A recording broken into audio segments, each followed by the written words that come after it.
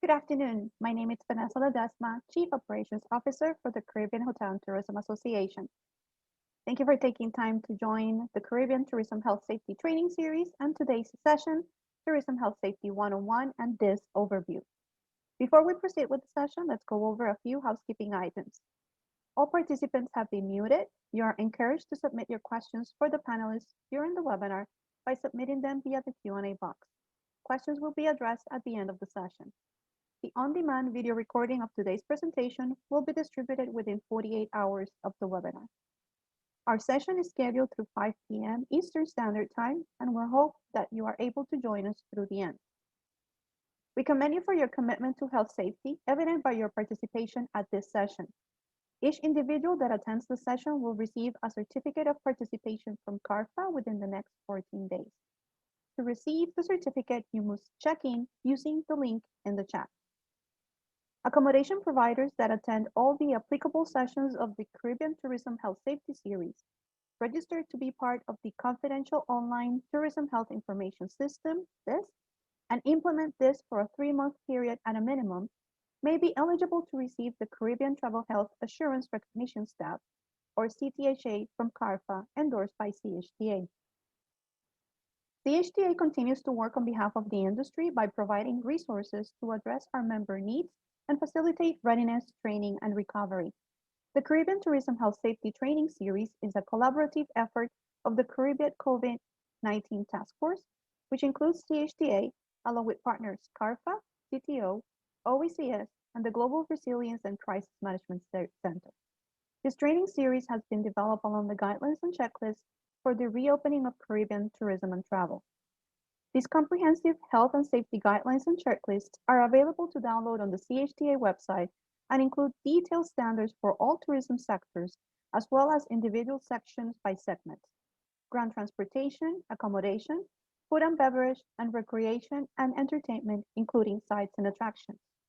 We're very proud to announce that the regional guidelines have been awarded the Safe Travel Stamp recognition by the World Travel and Tourism Council.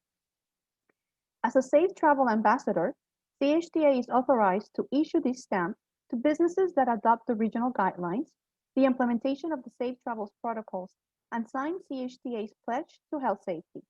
Also, the CHTA and our consumer website, CaribbeanTravel.com, will feature a list of CHTA members committed to health safety, providing you additional exposure in recognition of your efforts. Be on the lookout for information about this program, which we will be launching next week.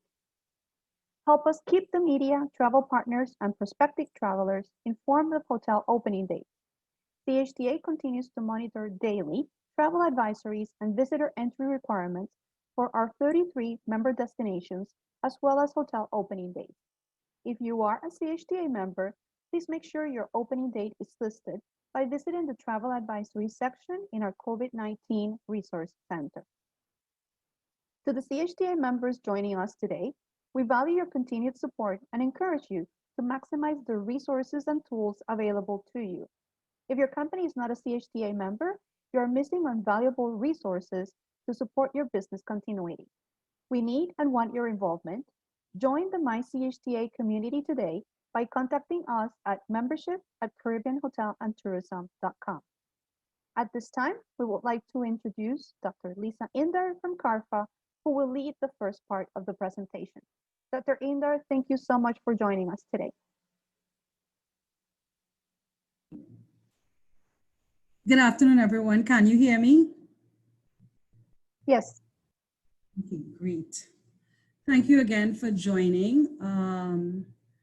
We have our presentation is divided into 2 parts. One, we will talk a little bit of our tourism and health program and go straight into the COVID-19 health series training for the hospitality sector.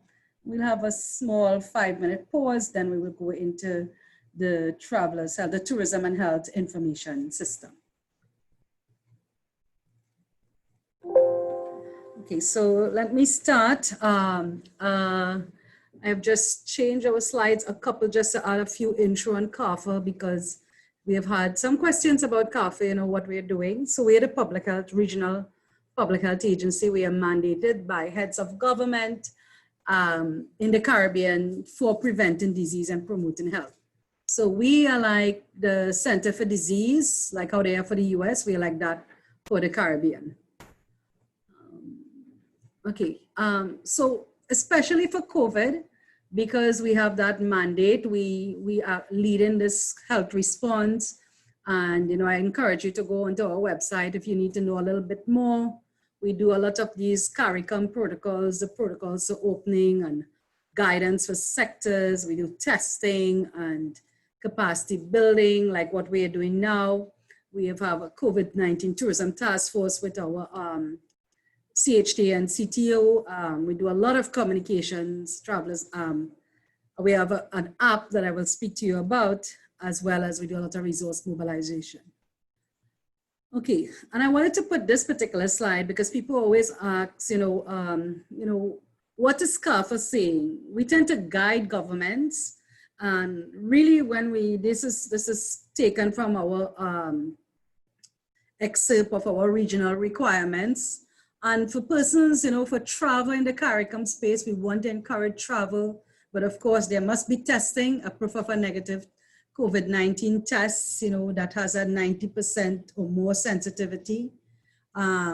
We do encourage increased screening, finding out, where you traveled, if you have been in contact with someone, if your traveler has been in contact with someone who was positive in the last 14 days, and so on. And then even more importantly, COVID is now the new norm, so we want to encourage that social distancing, the mask, hand hygiene, stay at home if you're ill, avoiding crowds, and so on. So because of that, we have these proactive tourism measures, which we would have developed in collaboration with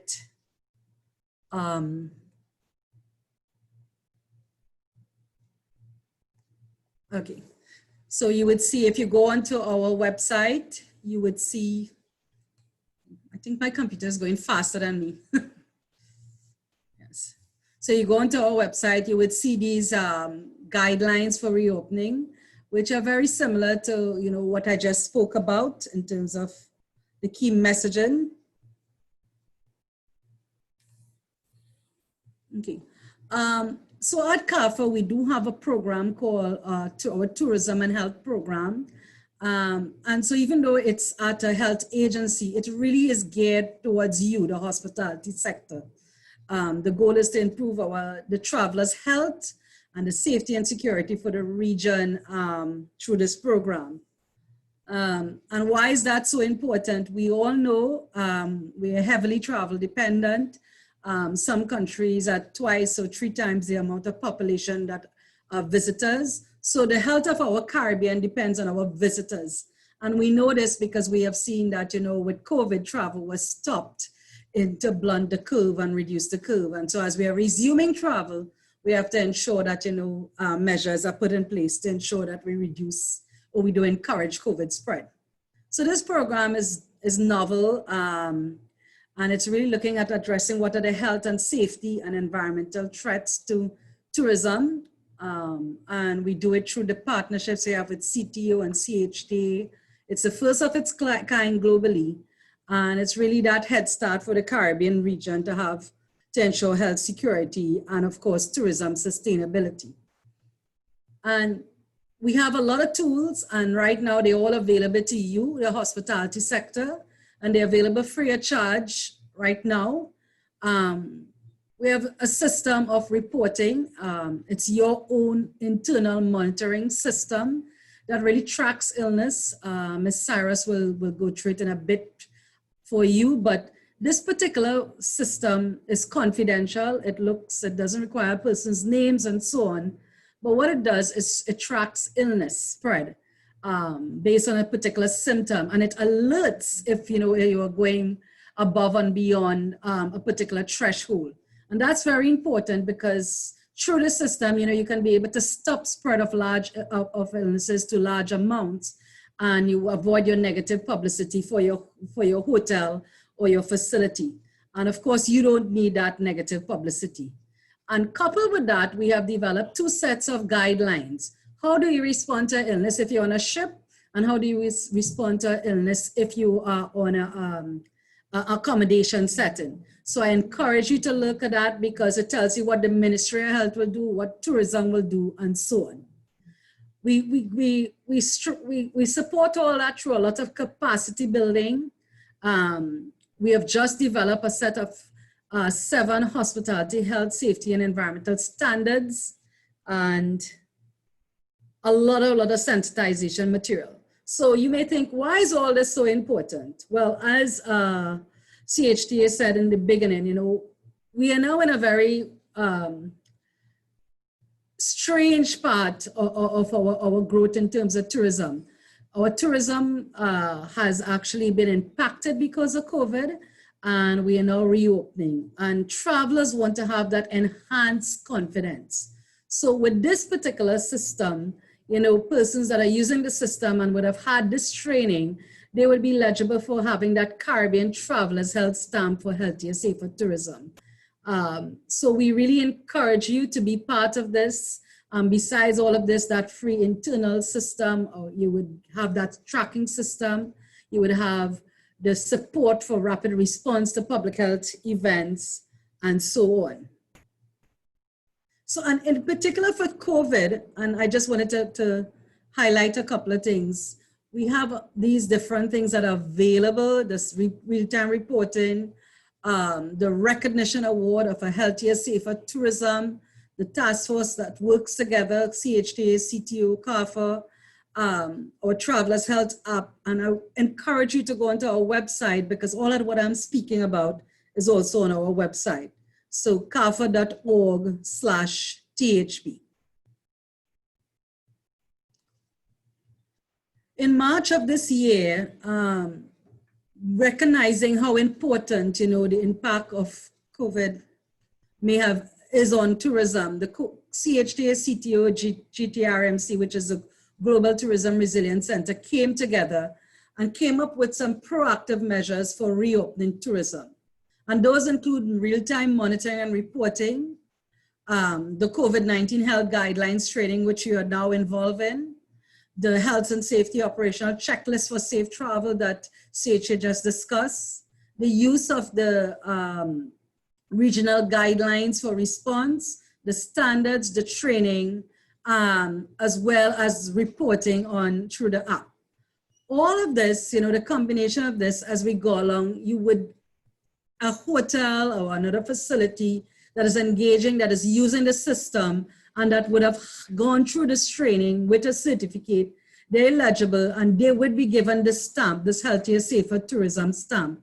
So imagine a traveler who is looking for a destination can go onto our app, or they can go onto our websites and see, look, okay, it is better to go to Hotel X or Hotel Y because they are using proactive health measures. So I encourage you again to use it. So this is our app. It's available both on for Google, for Apple and non-Apple users, for iPhones and other smartphones. The app is being updated now to include the health requirements for entering Caribbean countries. So for instance, you could just go onto Antigua and it will tell you if testing is required, what type of test, how long is required, that test is valid for, what type of quarantine, and so on. On that app, you would have, whatever alerts by country. It would tell you which are the hotels or the guest houses or the tour operators that are using the proactive health measures and which have a Caribbean Travelers Health Stamp.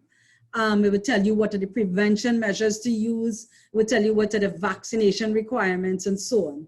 So I want to say now to you as a tourism industry, this is your free way of marketing yourself by developing and by encouraging you to use the proactive measures. And coming up, you would see on the app, you would see our guide to healthier, safer travel. It's a booklet that you can use in terms of guidance for travel. And of course, feel free to contact us by email, myself and Ms. Cyrus, or on social media. Okay. So now I would go, that was just an intro to the program to let you know why we're doing what we're doing. and our remit for doing this.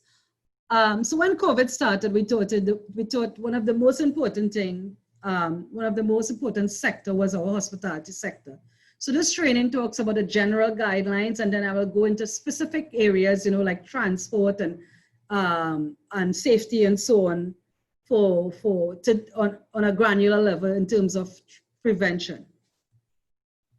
So in terms of background, I think we all know now that, on March 11, the WHO declared this outbreak of COVID-19 as a pandemic, meaning it had spread across to the different regions of the world, and it is therefore regarded as a pandemic.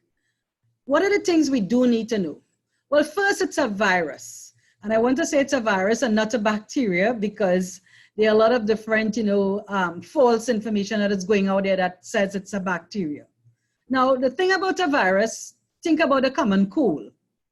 If somebody has a common cold, you always say, don't go near to that person because they can spread the cold. Well, it's the same thing here. This virus, because it's a viral agent, it is very easily spread by person to person, or from a person who have then touched a surface and the next person touching that surface and touching their nose and their mouth.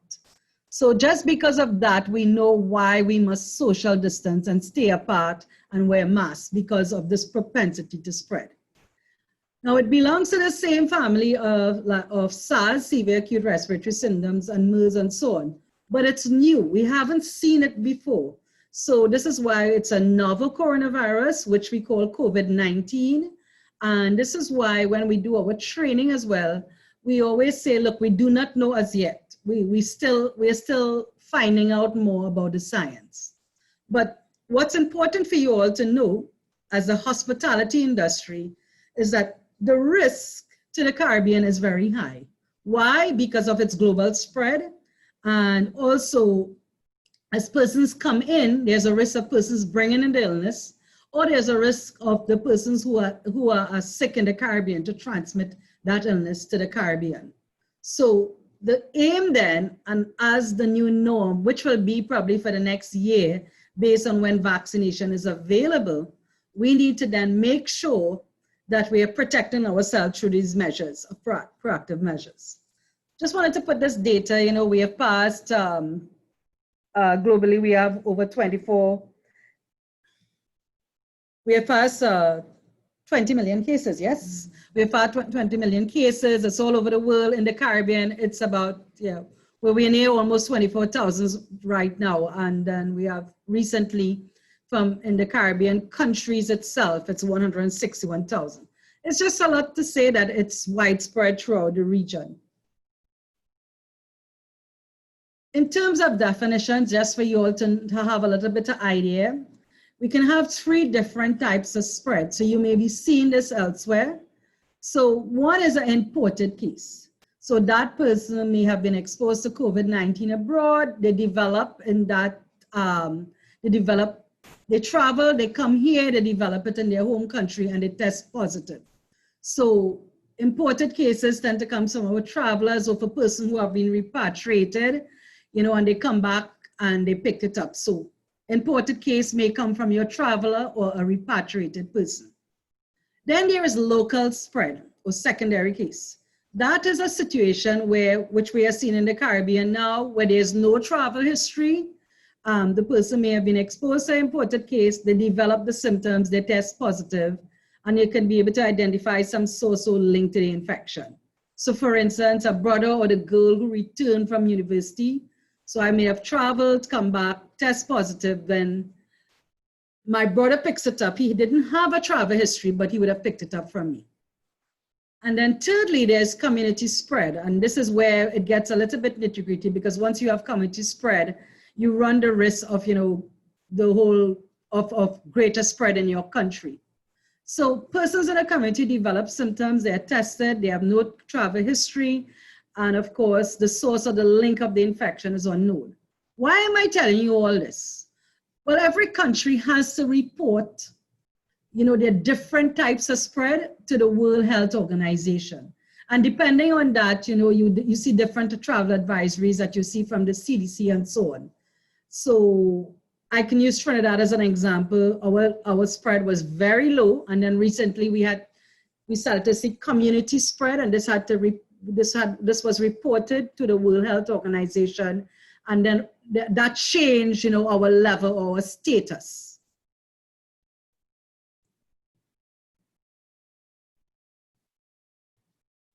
So how is this bug transmitted? Well, we know it's a virus and it's person to person.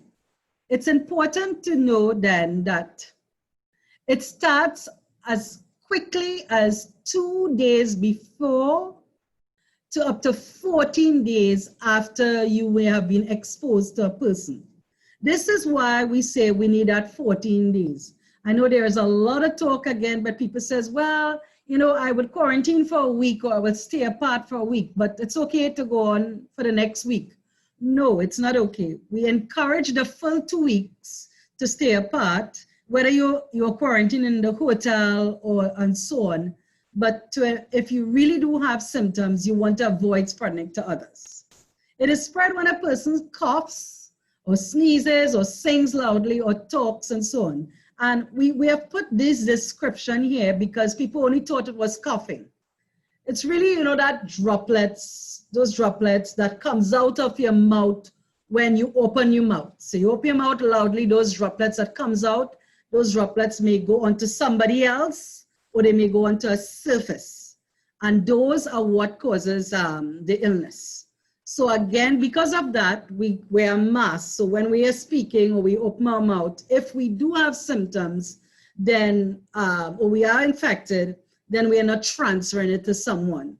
And this is why they tell you stay 6 feet apart, because that's the minimum distance, in terms of protecting yourself from that. The other way to spread is when these droplets land on surfaces. So we are speaking, or, I cough and it lands on the tabletop, on my computer, on doorknobs and so on, or it lands on my hand and I touch the doorknob, I touch the elevator button, and then somebody else touches it and touch their eyes, their nose and their mouth. They can become sick. And it can stay on surfaces for a long period. And the third way is when it is transferred when these droplets in the air enter your body via your nose or your mouth, or when a person touches that surface that has the droplets and touches their mouth, nose, and eyes.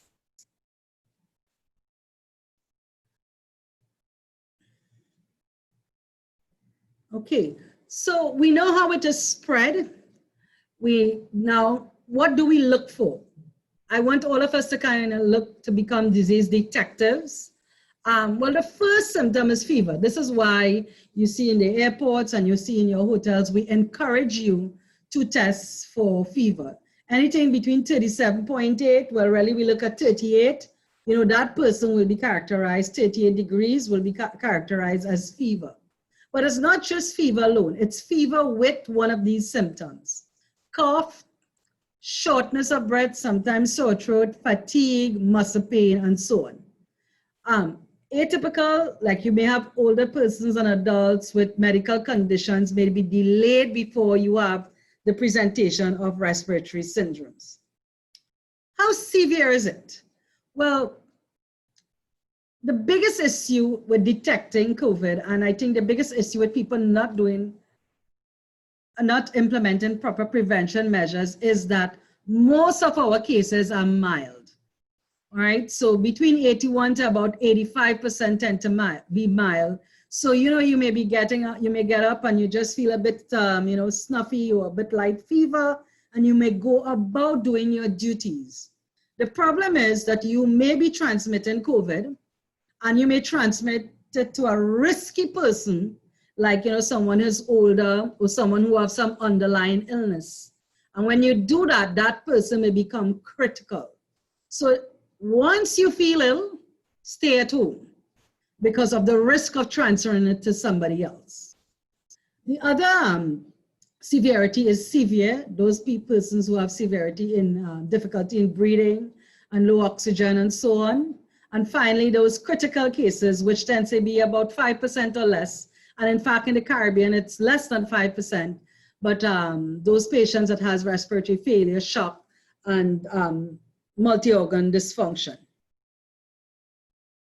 So this slide kind of tells you how long it can stay in surface, and I like to always keep it because people don't realize I could touch cardboards, even my grocery, or on my, I could touch a glass or money or the elevator on surface, it can stay.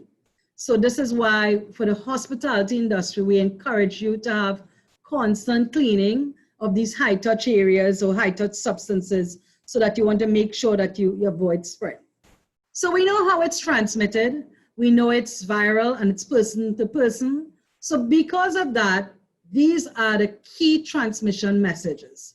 So even if you remember nothing through this whole presentation, I really want you to take this slide and apply it to everything to do. Whether you are in the transport sector, you are in the dining room, wherever you are in the hospitality sector, this is what you should do. You need to maintain 6 feet. There's a lot of studies that are showing that, in some cases, it can go as far as 10 and 15 feet, depending on how far a person can cough or sneeze, or how loud they sneeze. So we don't want to encourage spread by saying it should be 1 meter. The minimum that has been recommended is 2 meters or 6 feet. So we have to now repurpose what we do by trying to keep apart. Hand hygiene. We cannot underestimate how important this is.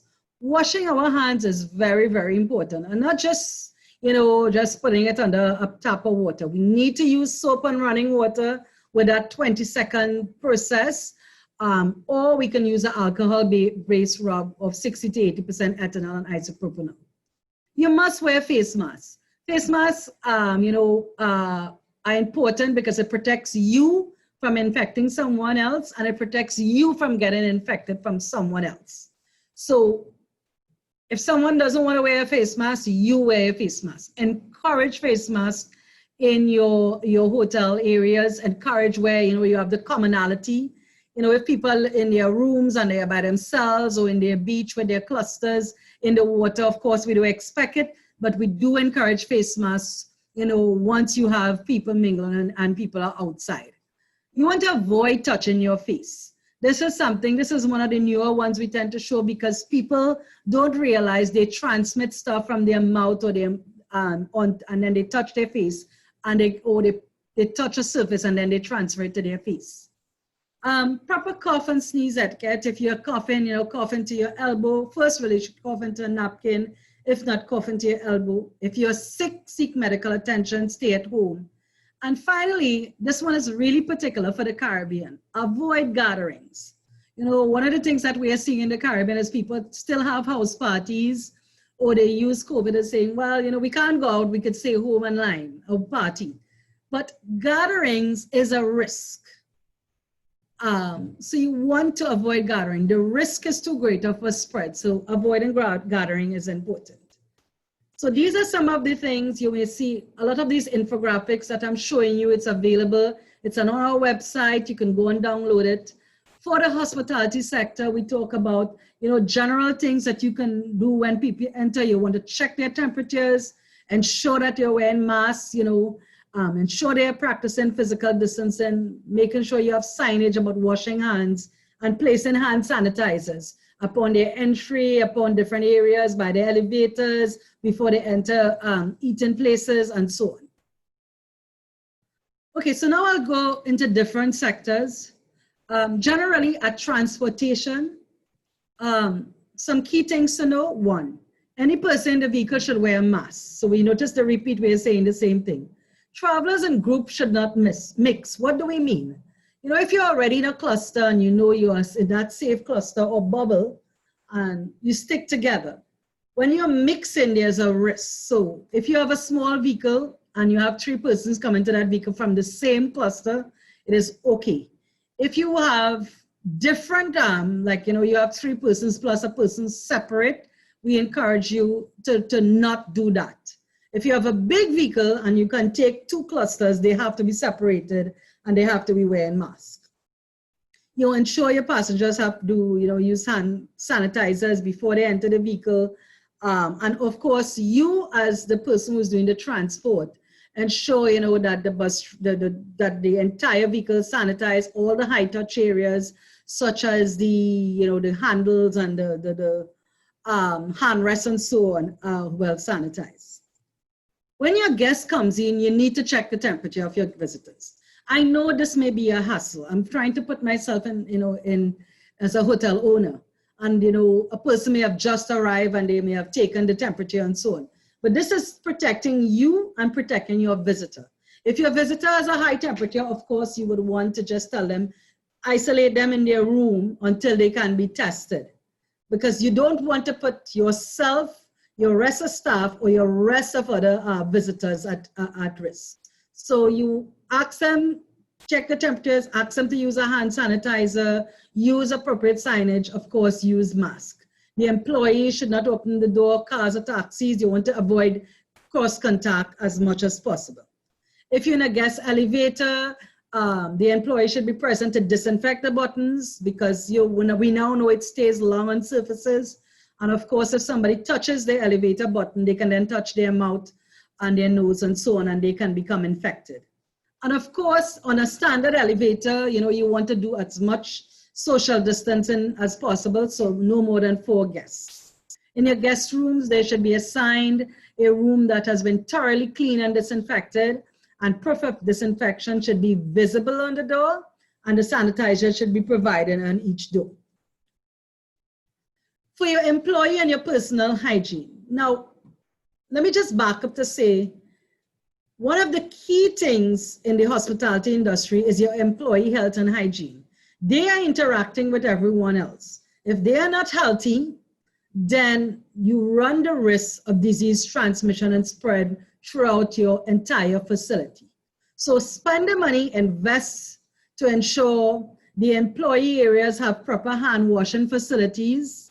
Not just say, yes, you have soap and water, but it should run liquid soap, warm running water, proper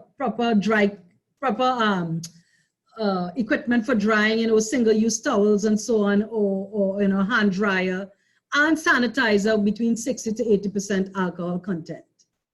Encourage your employees to be trained. Sometimes we train the higher level staff and we don't train the cleaner or the person who's sweeping or the person who's cleaning the washrooms and so on. Those are the people need to be trained, because they are daily on the compound, so you want to encourage them to be trained. Buy personal protective equipment. So, we encourage a mask. The use of the mask should really be the cloth mask, but of course, you have to clean between uses. If you keep using the mask and not, practicing hygiene, meaning you're not washing your mask between use, then of course it comes, you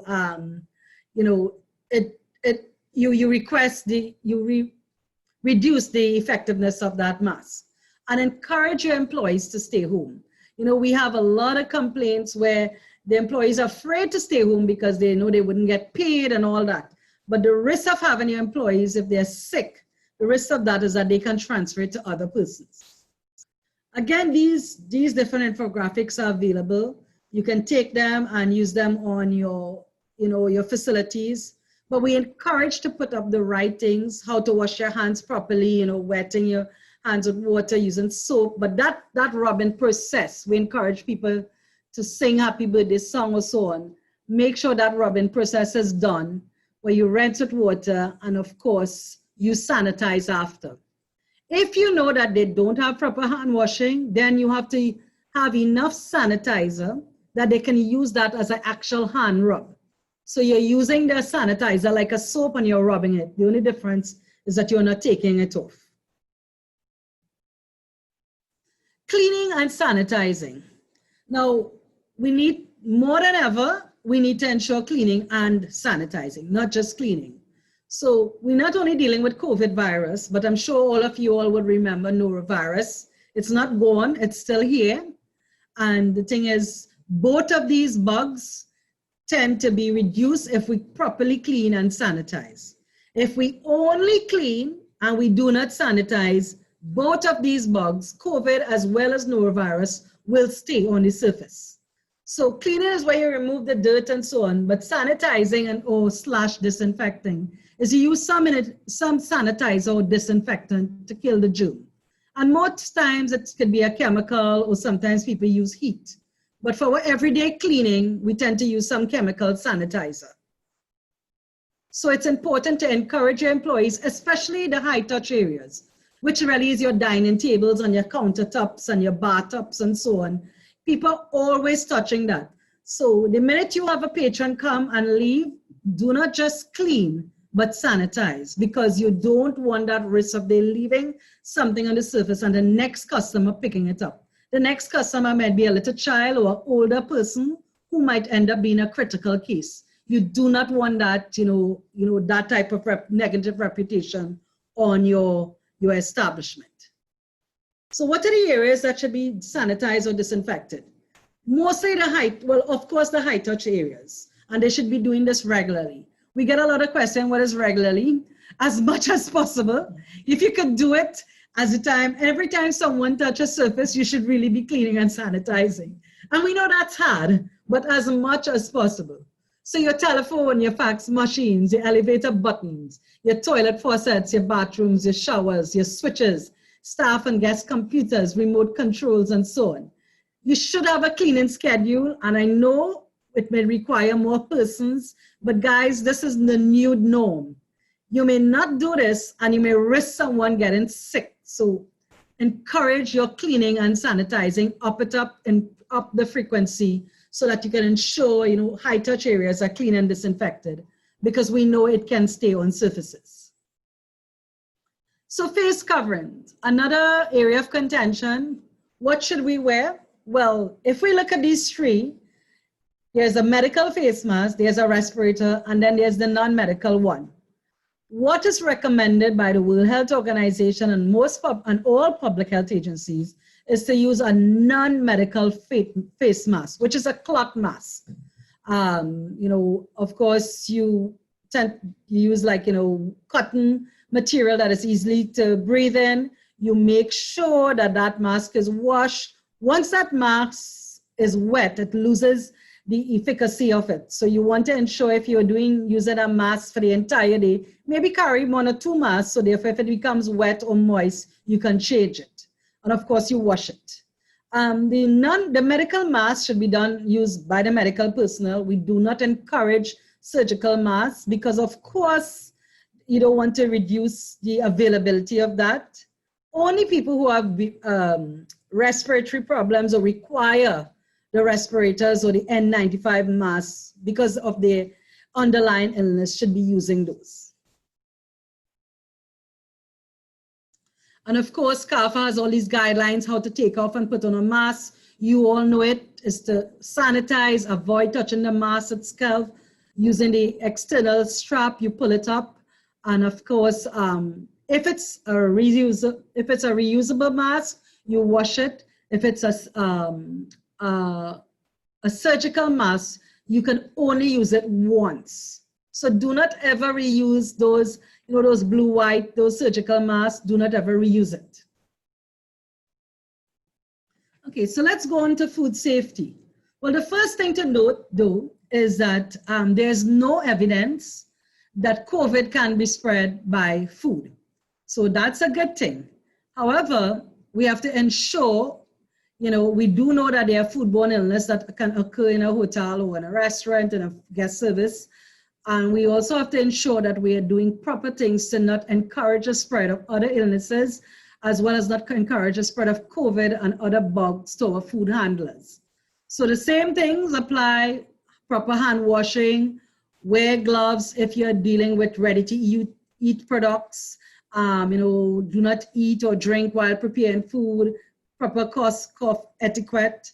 And in addition to your hairnet, you wear a mask. So it is going to be difficult to cook and wear a mask, but you want to reduce that risk, okay? Staying apart 6 feet, proper cleaning and sanitizing, and especially for your pickup service or any service that allows, where you have to pick food up or to line for food, you want to ensure not only that people are wearing masks, but they're social distancing. What about the recreation? Well, people can be quarantined in a hotel, but they want to encourage people to come and to go to enjoy the sea and the water sports and so on. However, again, it becomes a little more iffy. Every time someone touches your surface, whether any type of water sports materials or equipment, you need to clean and sanitize. So you have to have added people there for cleaning and sanitizing. It's very important. A beach ball, a paddle, the boats, the snorkels, and so on, the beach chairs, as little as the beach chairs. Anytime you have a guest using it, you have to clean and sanitize between uses. Now, guys, this is so important because someone may look sick and transfer the illness, but someone may not look sick and still be transmitting. We have symptomatic cases and we have asymptomatic cases. So I may appear to be very healthy. Me dress in the best of beach wear, and I may go and lie on a beach chair, and I may be transferring COVID onto that. So once I get up, you have to clean and sanitize before someone else gets on. All right, and of course, in all your equipment, you clean and sanitize, and if you have boats and so on, you want to limit your passengers to allow for social distancing. Pools and spas, we do not have any current evidence to support the spread of COVID by using pools and so on and spas, but of course, around the pool, once you have any patron using your pool area or your pool equipment or your pool chairs and so on, you have to clean and sanitize. You also want to monitor your chlorine and pH levels so that you know that it's at high enough so to avoid spread of any other bugs. So your recommended chlorine level should be between 1 to 3 milligrams per liter, and for effective disinfection, the pH of the water should be between 7.2 and 7.8. You disinfect your chairs, your tables, your toys, your pool safety equipment, and your high-touch surface frequently and after use by patrons. Towels and other laundry should be placed in bags for transport to the laundry facilities. All right, and this is something I want you to remember too. Once a guest uses a towel or any other laundry, you place in bags, it should be separate. If any guest vomits, this is not related to COVID, when a guest is sick, that towel or laundry must be placed in a separate bag and washed separately. You don't want to risk cross-contamination here. Okay. Of course, you encourage social distancing. If you have a family, they can be in a cluster, but between different persons, different bubbles, you encourage the social distancing. Okay, so what about tour operators? And when you have tours, you want to ensure if you're going on a day tour, a beach, travel down to an area or to even a water tour, you want to perform temperature checks before participating. Ensure your patrons are washing and sanitizing their hands before the start of the tour activities. Wear face masks, have the floor markings to encourage physical distancing. Ensure equipment and the tour materials are clean and sanitized. Stay 6 feet apart, and of course, if you can have a one-way traffic flow, that's better. Another thing about, when you have children, you want to ensure that, we might be doing all the right things, but the little kids definitely not aware of social distancing and how to keep their hands sanitized and avoid contact. So we have to be, they're keepers. We have to wash their hands, make sure they are properly sanitized, and you're following those protocols as you go along. Okay, for dining around by the pool areas and other areas, you want to ensure that at all costs, if you could avoid cash handling is better because the COVID can stay on cash. So if you do have to pay in cash, that person has to perform proper hand hygiene between every time they take money. All right, you want to clean and disinfect your machines, your credit card machines, use barriers like plexiglass and so on to separate your employees from cash registers or from service areas, and assign a person at point of sale if possible. Okay, you want to ensure that your hand washing stations, not just the indoor ones where you're in the nicer areas in the hotel, but your outdoor hand washing stations by your pool areas, your employee hand washing stations are properly equipped and with the social distancing sign. So if you look at this, this has hand washer, hand dryer, sanitizer, disposable bin, and so on. So that should be present in all your hand washing stations. And what is missing here is signage. We should always have proper signage. Okay, how do we encourage? You want to encourage your seating to support physical distancing. Use single-use menus instead of reusable menus.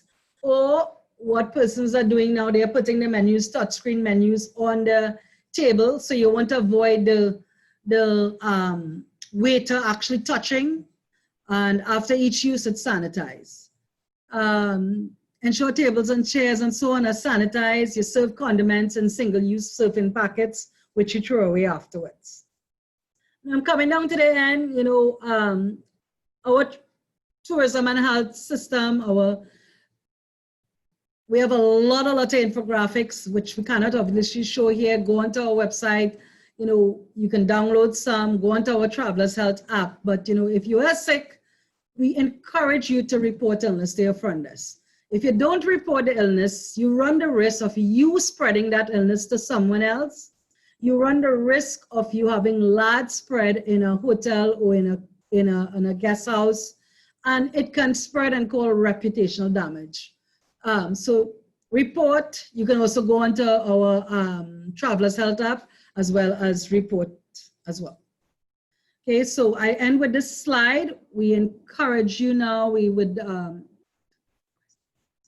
yes. So we'll open up for questions while also there is the survey that goes on as well.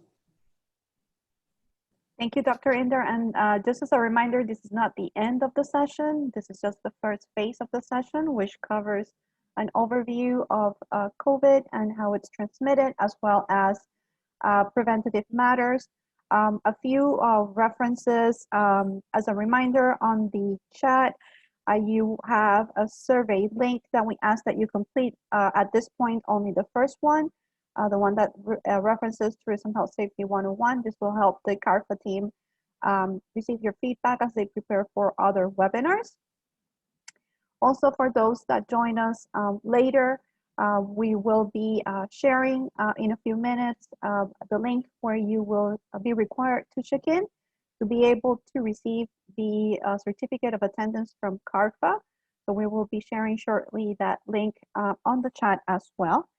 And we also want to make reference that this webinar is only one of the many webinars within the Caribbean Tourism Health Safety Training Series. There is a library on the CHTA website of our webinar series. It was around 5 to 7 topics that were addressed in our first series, which was held between June 24th and July 22nd. All of those recordings are available for download on the CHTA website. And within the next few weeks, we will be announcing the second set of our training series. We have a few questions here. Dr. Indar, can someone who is in quarantine and fully complies with all COVID-19 measures move around in the premises, or should the person be confined to the room? You just need you to unmute.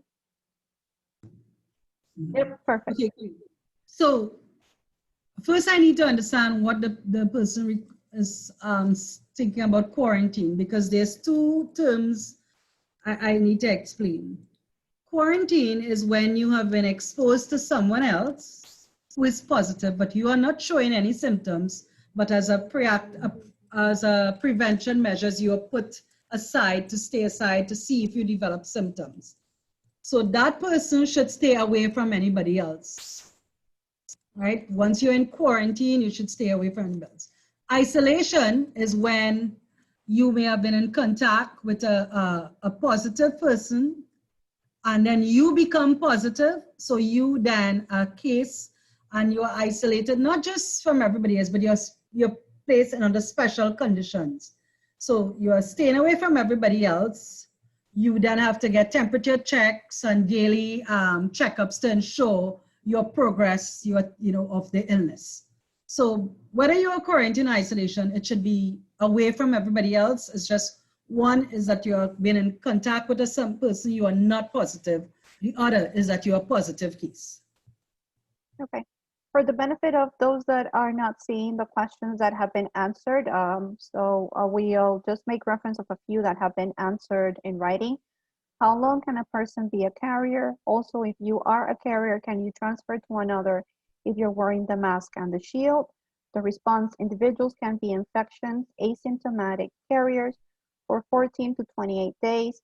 Wearing a mask and shield can certainly reduce the possibility of transmission, but it should be noted that proper hand hygiene and cough etiquette should also be practiced along with mask wearing. We also had another question specific to what is the advice for children wearing facial covering? Children age 5 and under should not be required to wear masks. This advice is based on the safety and overall interest of the child and their capacity to appropriately use as a mask without minimum assistance. We have a question here asking for, what is the procedure for children below age 6 regarding wearing masks? I think we covered it, unless Dr. Inder, there's anything else that you would like to add. So no, generally children under 5 is not recommended. There are some school of thoughts that says, if you search up, this says children as low as 2 years, but most agencies have said 5 years and under. You don't need to wear a mask. Yes, what says? We received a question asking for confirmation about the social distancing requirement. Sorry. Okay, so if a child, I'll read something from WHO. If a child wears a mask, a patient or the other guardian should be within direct line of sight to supervise the safe use of masks, because you don't want that mask to become a barrier, like a breathing barrier as well. So I guess this is why that 5 years and over, or supervision if it's, any child that is wearing a mask. Okay. Social risks. We received a question just wanting to reconfirm the requirement for social distancing, which, just as a reference, most institutions are naming it physical distancing. If it's 6 feet or 3 feet, and the recommendation is that it's 6 feet. Yes, the recommendation stays at 6 feet because there is, of course, we are learning as we are going along. CARPHA continues to recommend 6 feet. We are seeing other, that some people are reducing it to 3 feet, but CARPHA's role is to provide guidance and to prevent as much as possible. The data is showing, that when people cough or somebody speaking loud, that those droplets can go as far as 6 feet. Some are showing 10 feet. So it depends on how hard you cough or how hard you are speaking or shouting. So you want to reduce the risk. So we're trying our best at what is the best way in terms of protecting, and you use that 6 feet. But I would use this as an example to also say it's not just social distancing alone. You need to wear your mask as well. So you wear your mask, you do the social distancing, you do the hand hygiene, you avoid the crowds. So if you do the combination of those measures, you can reduce COVID. If you look at what's happening internationally, we do see that there's some progress in vaccination and clinical trials have been set. But let me put this in context. The vaccines that are going to be produced are going to produce for 20% of the world population right now. So still we are here to live with COVID. So the norm has to be how we can wear masks, how we can practice social distancing, how we can make sure we have proper hand hygiene, walk around with our hand sanitizers, avoiding that crowd, while still ensuring we can have, healthy and happy tourism. So it's really realigning our tourism, because we can't stop our tourism. It is our bread and butter, but how we can encourage this tourism with these new norms. Perfect. In the food and beverage areas, must you wear a mask with the face shield? Was it? In a food and beverage area, are you required to wear a mask with a face shield? Okay, so two things. You can wear a face shield if you're asthmatic and you have problems for breathing. The problem with if you're wearing a face shield and you're talking a lot around where people are talking, there is a risk. So this is where you wear the mask with the face shield to avoid that spread. If you're in the food and beverage area and you're cooking and you're not moving, you're not talking and those droplets are not coming out and the face shield is more comfortable, that is fine. But you have to know, this is where the science comes in. Someone is talking around you or you are talking, you know your droplets. There's nothing that is blocking those droplets when, you know, it may block frontward, but the droplets could still go under your face shield and still be transmitted by air. So you have to think about that science. Okay. Please confirm the correct location on the body for the temperature check. There is really no correct location. That doesn't mean, you know, you should take it, you know, it's different. So most thermometer guns are supposed to be set that you can really take it a meter apart from someone. So you really don't have to go and touch. And in fact, you should never really touch someone. I see people go on your forehead. It's not necessary. It's not necessary to even touch your skin.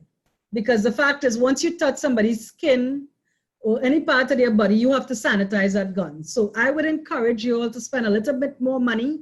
There are many that is out there, but buy the one that can take a correct temperature check about 1 feet apart. Yeah. Okay. What is the protocol for massage services as we are very close to our client?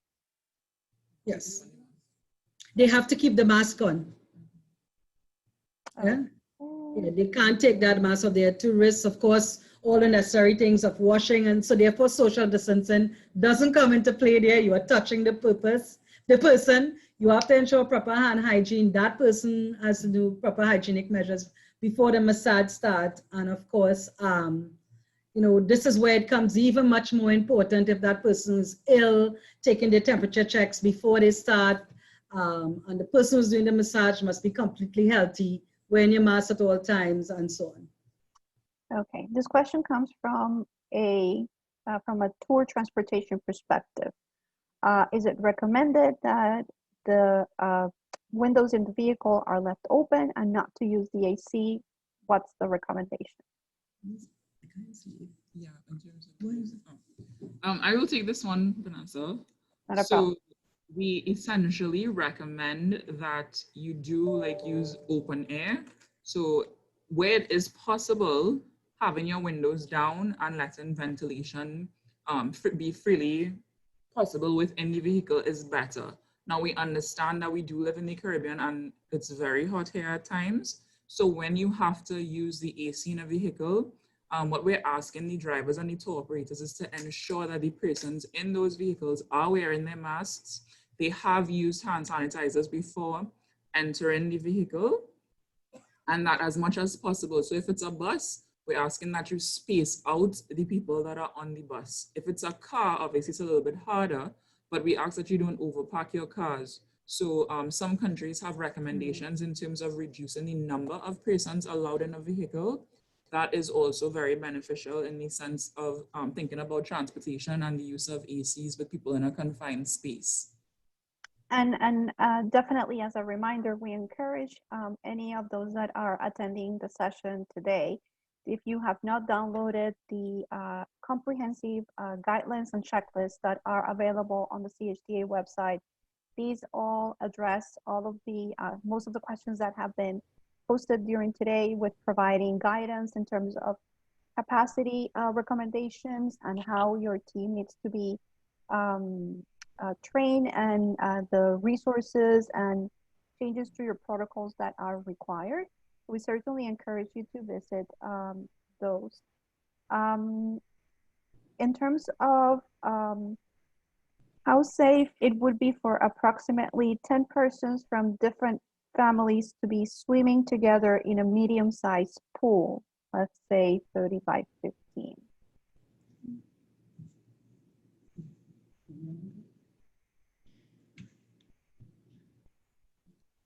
Tell me All right, there's a couple of things. Let's get back to the science.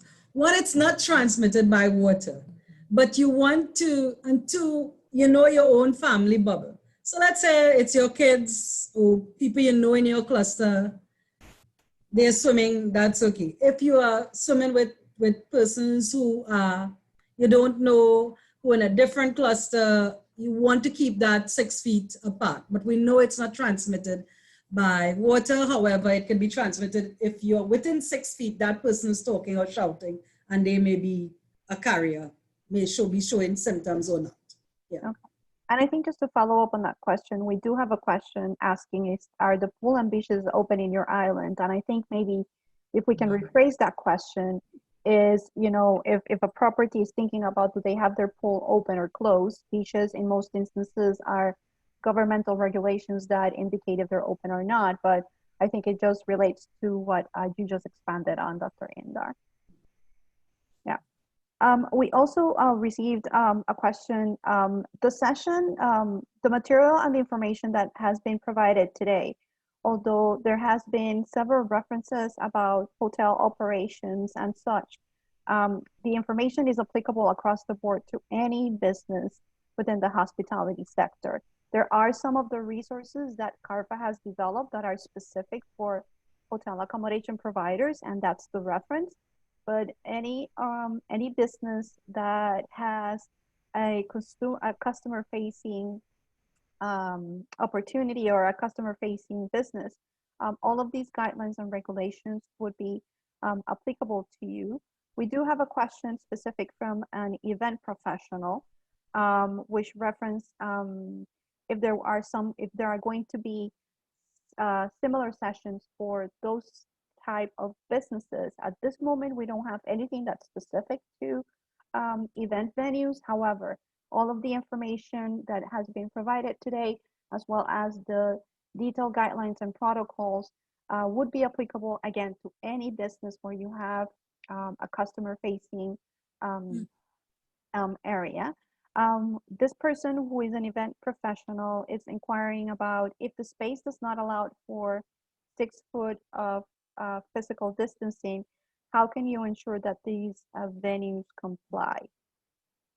So this is where, you know, things like legislation and government comes in. So for instance, in Trinidad, I'll just use that as an example, people weren't wearing masks. So now they have legislated masks with a fine.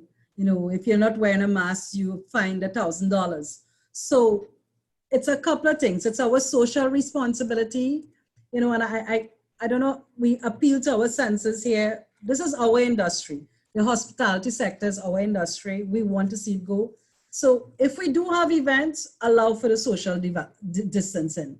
You know, you can, and you know, make the spacings on the floor and so on. If you know you have an event that you cannot allow for that, then it may make sense not to have that event and do something else. And I'm saying that, you know, with the understanding this is our bread and butter, that we do need the tourism dollars.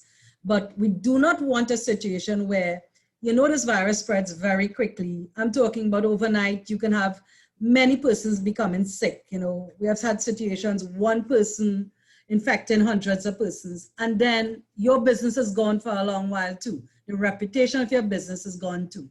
So we have to make this part of the norm. Some of the things we can't do, I mean, pool can go on, even depending if the country has the beaches open, that could go on, but practice the measures, the sanitation, the mask, the social distancing. If you're in the beach, we don't expect you to wear a mask in the beach, but we don't expect you to meet a complete stranger while bathing and hugging and kissing and speaking, you know. So you probably, I have my people here laughing. Yes. Yes. Regarding the 14-day period that people could potentially present with symptoms, are there statistics on the percentage that do actually present with symptoms on days 10 to 14 after infection? Yes. Yes, and then there are outliers to this, so let me not frighten you, but there are outliers to this that shows some people carry on between more than 14 days. So that 14 days is that minimum time. So the incubation period is normally the average time, you know, that it takes. So we want to encourage that 14-day. And you can even go in your hotel, or you can stay at home and quarantine and so on. It depends, you know, if you have been placed in quarantine or isolation. But you keep away from others, you know, and so that you avoid, you know, getting others sick. Okay. As well as you may end up being in quarantine where, you know, you are not a case, you just been exposed to a case, but you didn't develop any symptoms, you didn't get sick, and so on, but you were being protective and you were being safe. Okay, and if you can do a little bit of recap in terms of mask usage. One of the questions, how often do you have to wear your mask? Okay, so why did you say you cannot wear a mask to the beach? I did not say that. Mask should be worn in all public places. I'm saying if you are going in the water, I do not expect you to go with your mask in the water because it will be of no use then. But so while you're in the public space in the beach and you're walking around and so on, wear your mask. When you decide to go in the water, you have to take your mask off. I do not expect you to wear the mask inside the water. Just like if you're in the pool, I don't expect you to go and swim with the mask in the pool. Yes? Perfect. CARPHA team, you tell me if we're ready for the next section. We have a few questions, but I think we can address them at the end of the next section. We just need 2 minutes. Someone was asking perfect. about the traveler's health stamp. Not a Maybe problem. I can answer that one. Yeah, definitely, yes. Okay, so the traveler's health stamp is a stamp that is given to any facility, whether it be a hotel, a guest house, a tour operator, or so on, who is using the traveler's health information system, as well have gone through this training, where they would have a certificate. So we are saying that these facilities would have been taking proactive measures. You would have gone through a training and you're using the system to report in a confidential manner any types of illness, because if you report the illness, there will be a rapid response so you avoid spread. And that stamp will be given different ways. You know, we had planned a big launch and you know, you will be given an actual physical stamp that you can show, a physical emblem that you can show in your hotel. In the absence of that, you know, it will be a virtual stamp. We can send, you know, the stamp itself to your establishment, as well as, you know, it's on our Travelers Health app, and you can use that as your marketing tool. Yeah. Anyway, because that would be a stamp you can use in all your printed materials and so on. And as a reference, we're just putting that slide that we shared with you at the beginning of the session, yes, so that you have for references that this, the Caribbean Travel Health Assurance Stamp requires that you attend sessions applicable to your business from the Caribbean Tourism Health Safety Training Series, which this is one of them. And we say applicable because there are, for example, there was one specific to ground transportation. If your business does not provide ground transportation, of course, that would not be applicable to your business. Your business must be registered to be part of the Tourism Health Information System and implement and use this for 3 months at a minimum. And as a reminder, all of the individuals that attend this session, as long as you've completed your check-in, which we will post the link shortly, you will be receiving a certificate of participation from CARPHA. Thank you, Alexis, for putting that link on. And CARPHA team, you tell me if we're ready to proceed with the next segment of the discussion. Yeah, Vanessa, we could start. I'm just gonna share the screen.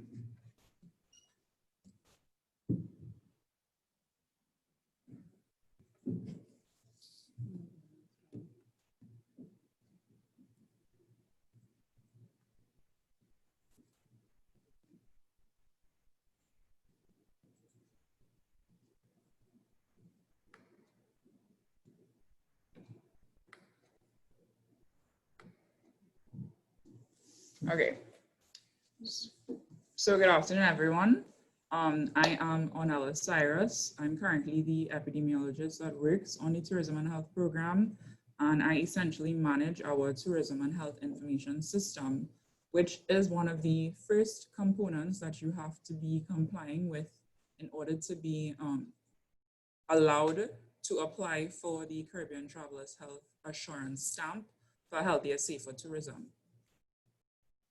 So essentially what the THiS system is, it's an early warning and response system. So what it allows for is it reduces the lag time in reporting of illnesses that we currently have with our national systems. It takes about a week to 2 weeks for communicable diseases to be reported to the Ministry of Health from their satellite clinics and from private facilities such as health centers. Now, when we have lags, especially with communicable diseases, it allows for outbreaks to occur and to be magnified by the time we are able to respond to these outbreaks. So what the THiS system allows is to reduce the magnitude of these outbreaks and also in a lot of instances to stop the spread of these diseases. And why do we want this? We want to reduce the amount of reputational and economic damage that our countries and by facilities by extension face when we have these outbreaks. As Lisa would have stated, the Caribbean depends heavily on tourism. So when we have these situations arising, it does affect our revenue. All the data that is entered onto this system is confidential. No names are required when the reports are taken. And it's something that we have to continue to repeat because we totally understand the concerns that facilities have. No one wants to be targeted. No one wants to be labeled as, being lax when it comes to their practices and having a lot of outbreaks. That's not what this system is for. This system was designed to allow facilities, and now we have extended it to involve tour operators, destination management companies, ground transportation companies as well. It's designed for you to be able to track what is happening in your business to ensure that we can, and in collaboration with you and your local ministries, respond to all outbreaks immediately so that it does not spiral and get out of control. It is an internal monitoring system. So again, it is not set up for you to be targeted. It is not a way for us to monitor what is happening in your facility to come in there and be able to shut you down. What we want to do is be able to provide assistance in a timely manner for it to be beneficial to you. How does the system work? You, the facility, would register. I will show you the registration process later. And you can then log a report. Now, what is this report? It is essentially a series of questions that we ask you to fill out. It is very easy to go through. We try to make the system as user-friendly as possible, so it's not very time-consuming. Once a report is logged, it is automatically updated onto the system, and you will see it when I show you the data dashboard that it produces. For different diseases, and I will go through the diseases just now, you have different thresholds, and those thresholds more or less alert you to whether or not you have an outbreak. If the system does pick up that you have surpassed that threshold and there is an alert for an outbreak, that alert would be sent to your manager, the person who would have registered the facility, and it will also be sent to the representative that has been identified at your local Ministry of Health. We here at CARPHA would also receive that alert. And then what does that trigger? It triggers a system where we are all able now on all ends, regionally, nationally, and in your facility to respond to the problem that you are having in your facility. What we have done is we've mirrored this particular system after what your countries are already gathering for their communicable syndromic diseases.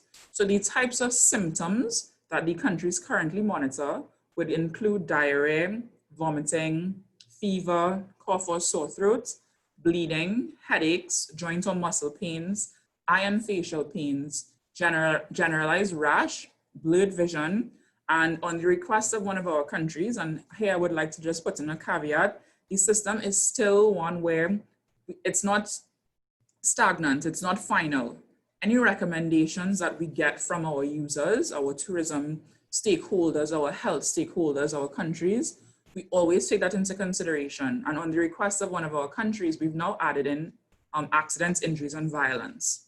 So if there is something that you are seeing or that you are seeing as a constant in your facility and you think it would be beneficial to add it in, we add it in, and any of these new additions to the system will be available to all persons registered and using. Now, what these symptoms do is it allows you to determine what are the possible syndromes that could probably be occurring within your facility. Now, syndromes can be thought of as the umbrellas for particular diseases.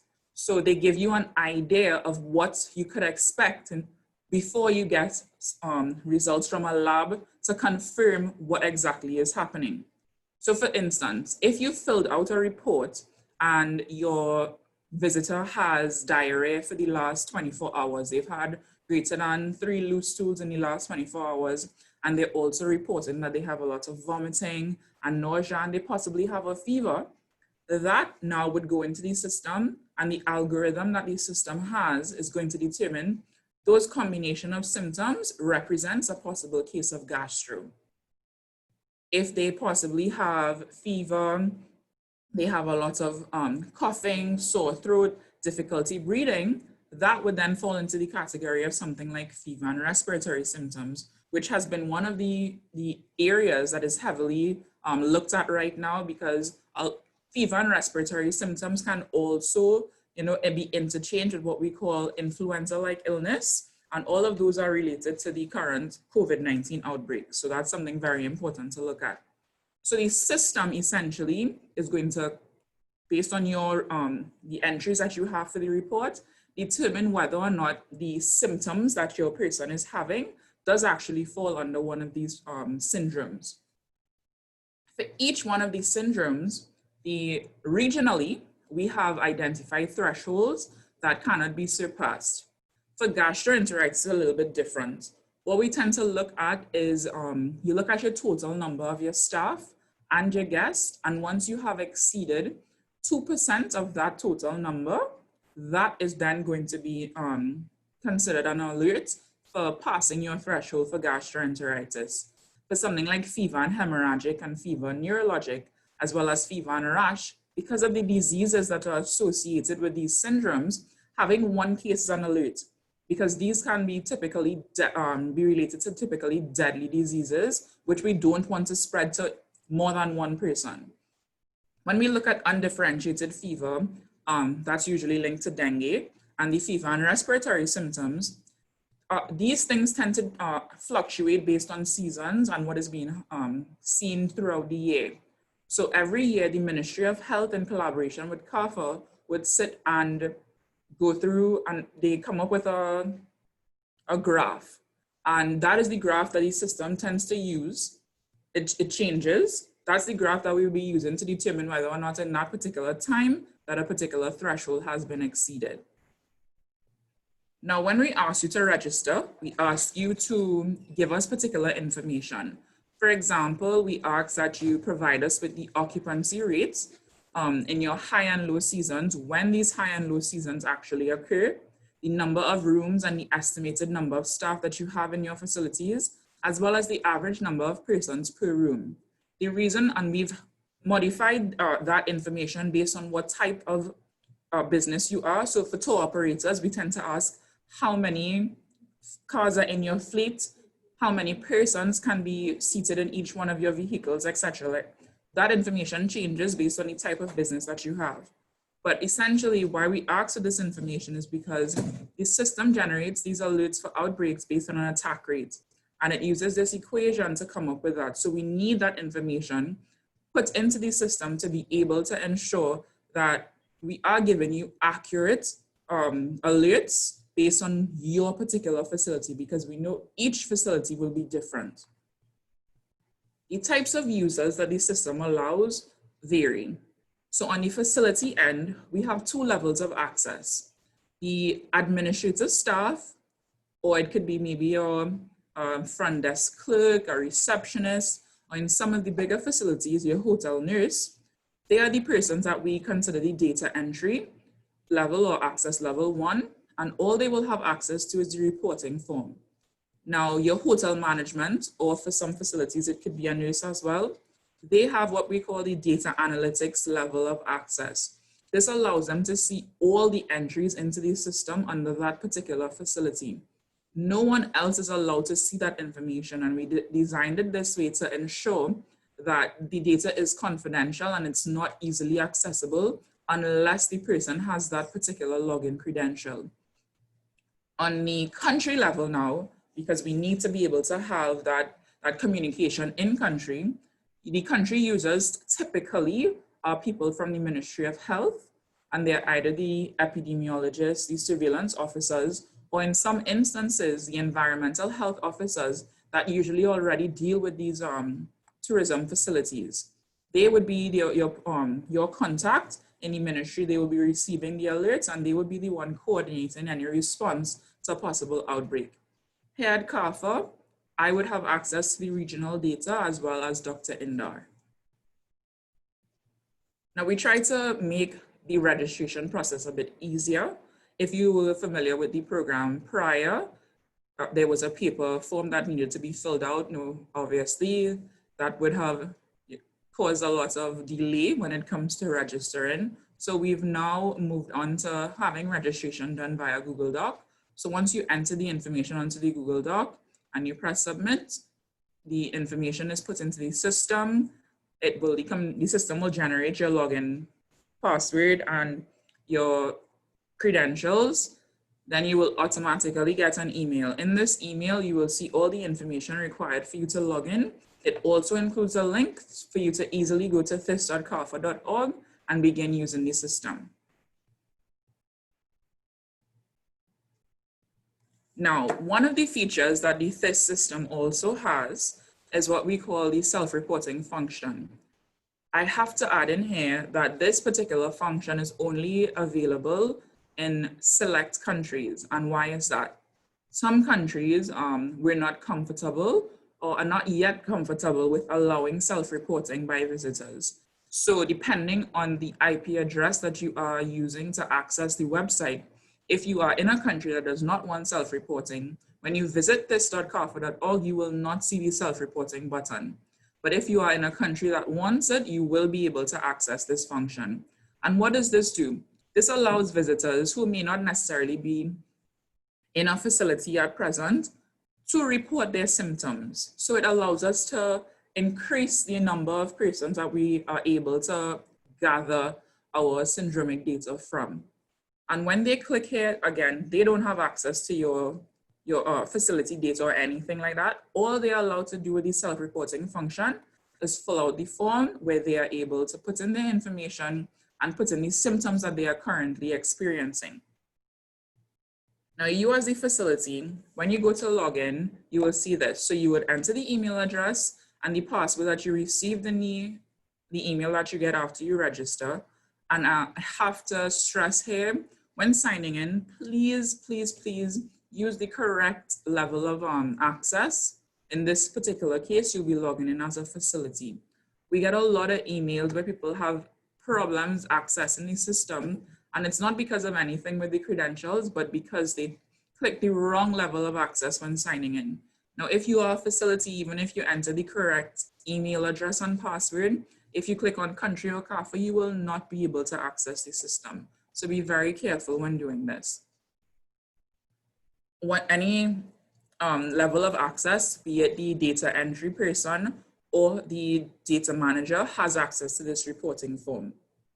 What does the reporting form essentially gather? Now, we really want to know whether or not the person is a guest or a staff. So that is one of the required fields. Now, some people ask why this is important.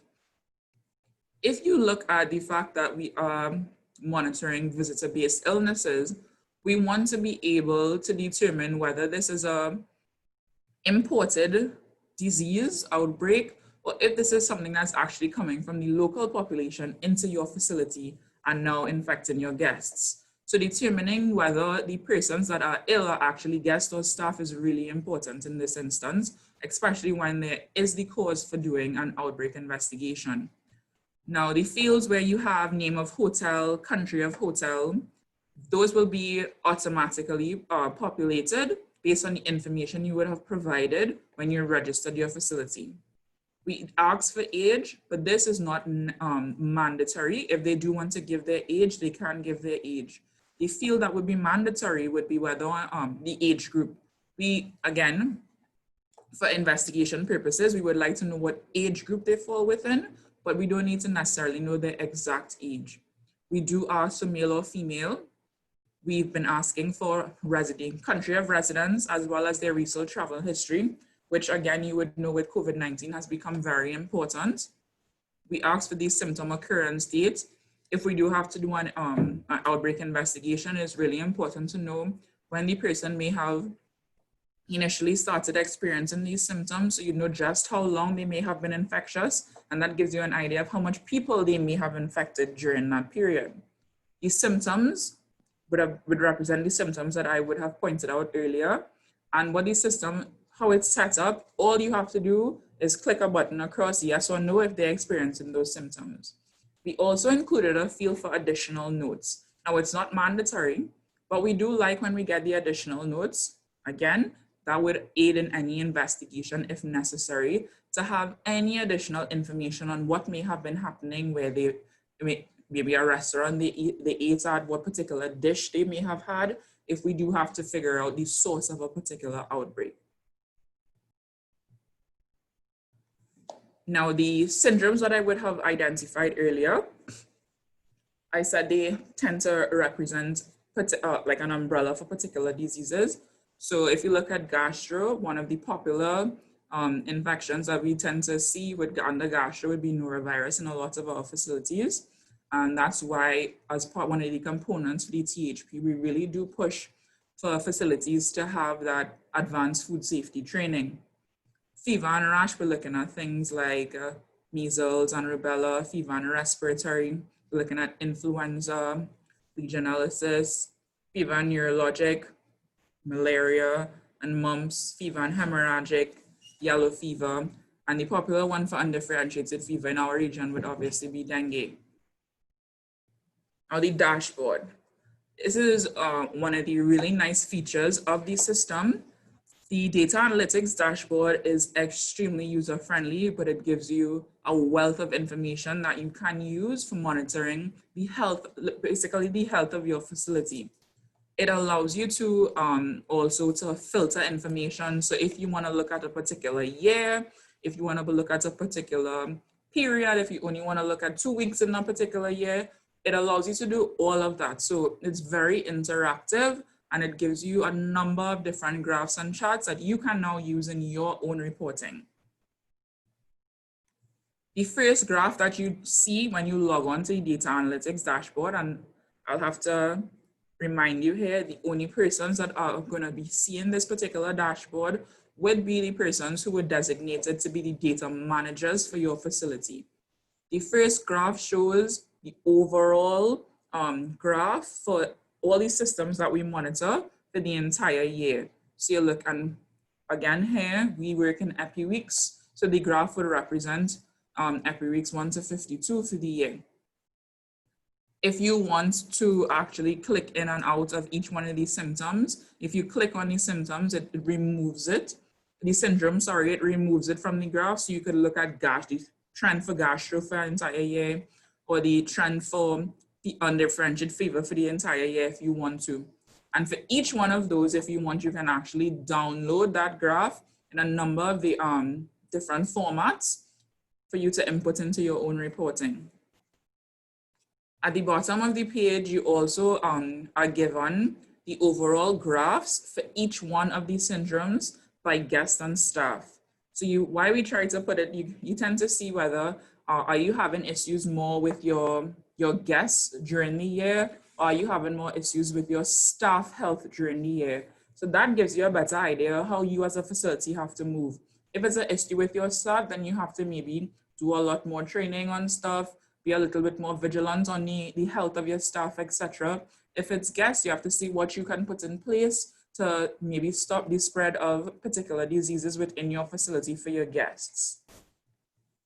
Any of the graphs that you hover your mouse over would automatically give you a text box that tells you everything that is happening in that particular graph.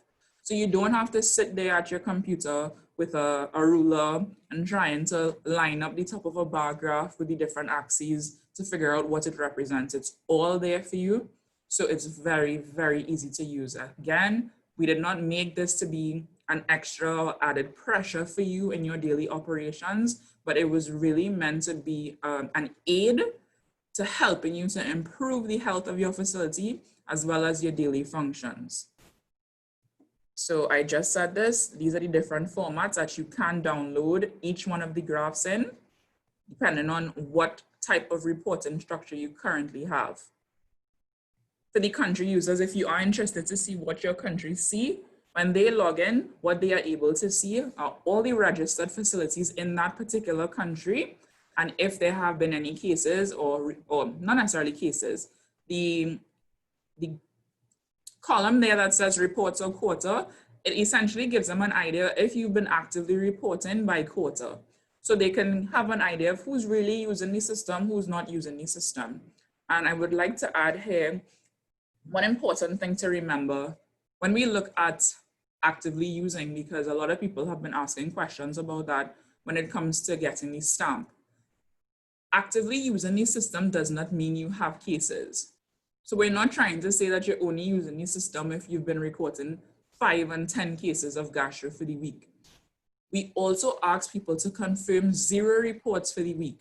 If you do this, that qualifies as reporting. And how do you go about doing the 0 reporting? Every Thursday at 4 p.m., there's an automatic email that is sent out to all registered participants. Once you respond to that email, confirming 0 reports for the week, that is if you have not already entered information onto the system, you will be recorded as having reported for that week, and you will be recorded as actively using your system. So I don't want you to think at any point we are expecting that you have to have cases to be considered as active users on the platform. We've developed a number of different resources to make using the system a lot easier. So there is actually an entire user manual for THiS. We've come up with flyers. So we have flyers for you, the facilities, just with the a summary of how to register for the THiS system and why you should register.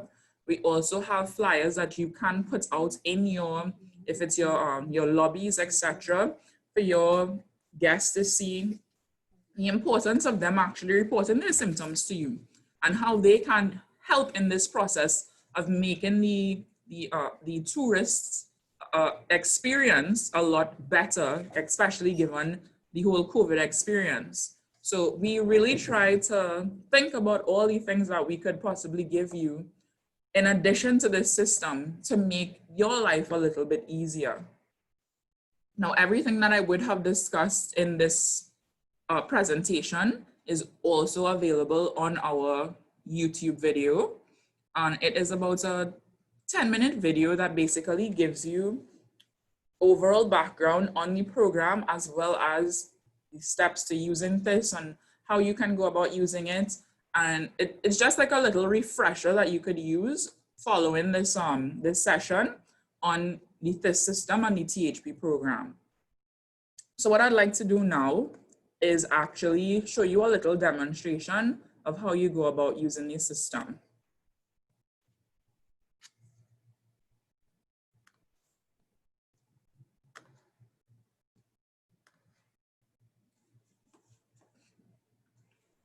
So like I mentioned, you would click on sign in and you'd get to this sign in page. I'm going to sign in as a data manager for you to be able to see the dashboard a bit. All right, so I have data manager for our demonstration facility, the password, but I have CARPHA as our level of access. If I try to sign in, I automatically get a message telling me that it's incorrect and please try again because I did not select the right level.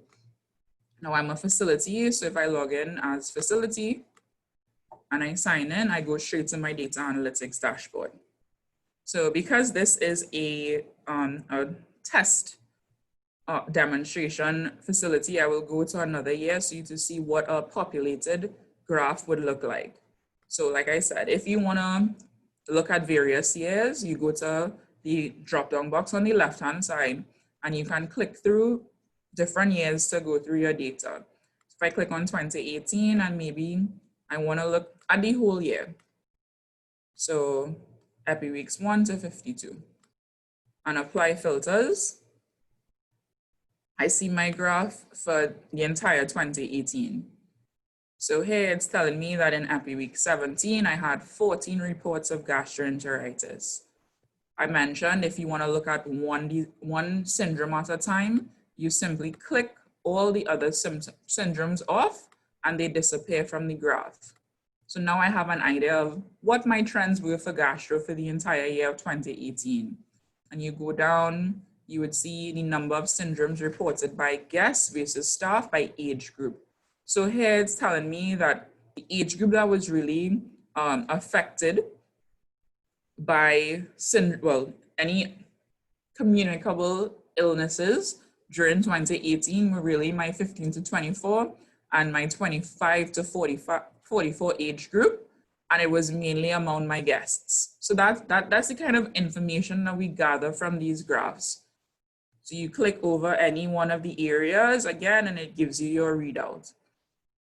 If you want to download the information, you click here, you can download. Now, one of the functions that I found was very useful to facilities is this export all data link that we have here.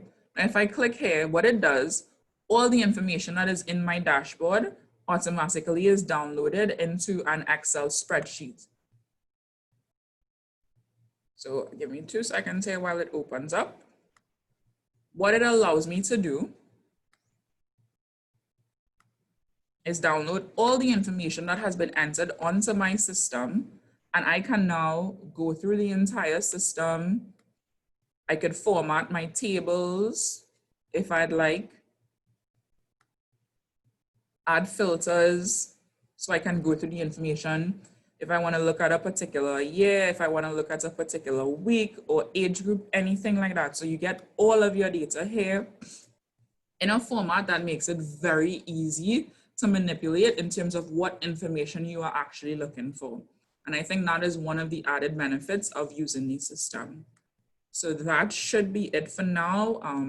If there are any questions that have not been answered in the chat box, you can go ahead. Thank you, Ornella, for that presentation. We have a few questions that are specific to the process, and then we have a few that remain from our first session. We have 2 references of businesses that have registered but have not received confirmation or email, or the email indicating that 0 case reports have been noted. Any suggestion on when where they can reach, who they can reach out to follow up? I would suggest that they email me. I will put my email address in the chat box. Now email me and we can address that. With regards to the question with the 0 reports and email, that email resumes from this week. Now, what we did when COVID started, a lot of the facilities closed and we were still sending out that email, and we got a lot of emails back saying that, we're not open, so we don't have guests. And in light of this, what we decided to do is, for the period that we know a lot of countries would have been closed, a lot of facilities would have been closed, we stopped the email because we knew it could have become a bit of an annoyance to some of the facilities. But now that a lot of countries have reopened and things are back up and running, we are starting back the email as of this week. Perfect. So you can look forward to seeing that on Thursday. Perfect. We have a question. I really like this facility system. It is encouraging us to be more data-driven in our decisions and design of our experiences. Does it connect us to doctors and health professionals? Now, no, it does not connect you to doctors and health professionals. That would be something that has to happen more on a national level. What we have also included for the system is that our health facilities can also use it to report illnesses. When it comes to accessing your local doctors and health facilities, those things, we won't be able to give that as a service. We just can offer the system for you to report, when it comes to that kind of country-based information, what you may have to do is contact your Ministry of Health and see what avenues are available in your country to be able to have that interconnectivity with your facilities and doctors. So if you can explain a little bit on the process. So once a case is reported, what are the next steps? What does the system trigger to do, and where's the the end goal of reporting the case? So like I said, reporting, I have to clarify a couple of things. Once you do a report, it does not automatically mean that it's a case. It could just be a report, because there is a chance that the symptoms that the person is experiencing doesn't actually fall under any umbrella for a particular syndrome. So you could log a report and see nothing on your graph because it didn't fall in any of those categories.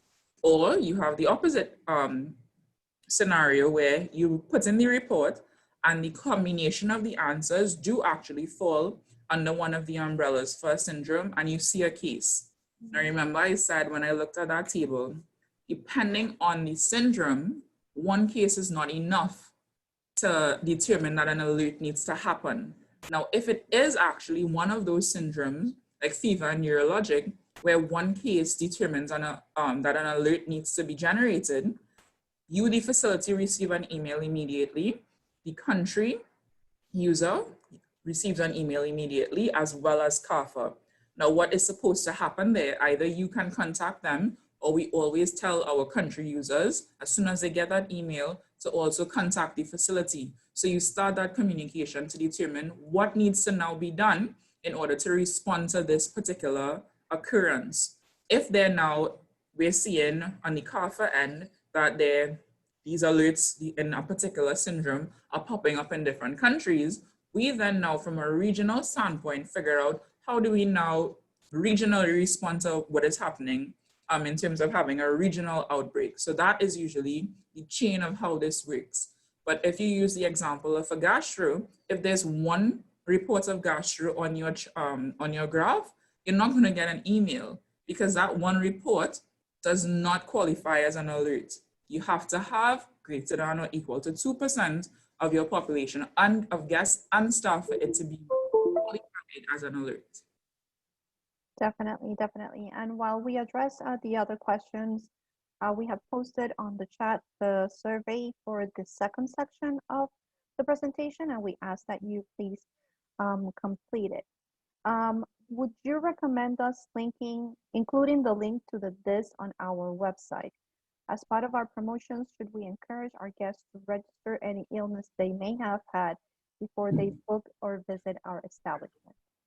Definitely. I would 100% recommend that you have the link there. But again, you have to remember that them being able to access the self-reporting would be based on the country that you're in.